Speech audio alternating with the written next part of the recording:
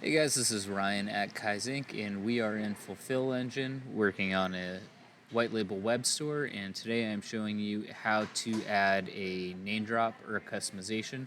Now, the pricing for the customization is controlled in the pricing sheet.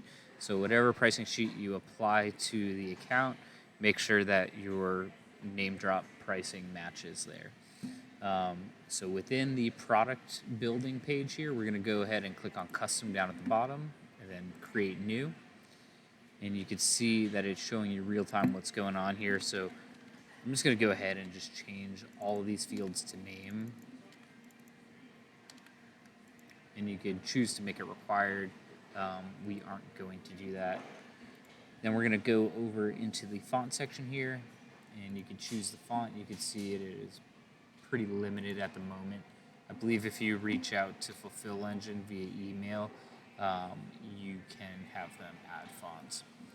So next we're going to set the height of the name drop, and that information should be in the proof that we're matching if this has been produced before. So we're just going to go ahead and change that to 1 for the sake of this tutorial. And down here you could also, it's not going to let you, there we go, set thread color. This is where you're going to change the color of the name drop, so we'll make it black to match.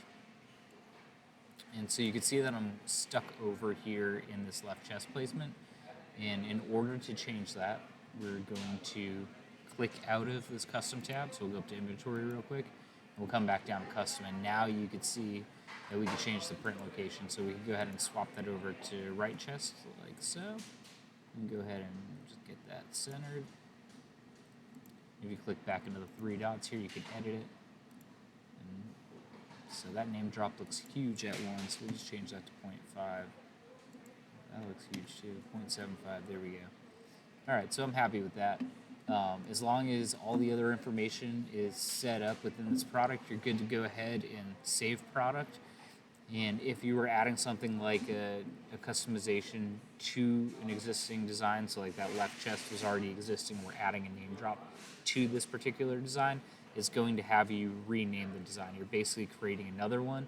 So when you call this version of it, it will bring the name drop information with it, as well as like the thread color and stuff like that, and placement, whatever values you set. So yeah, that's it. Thanks for watching.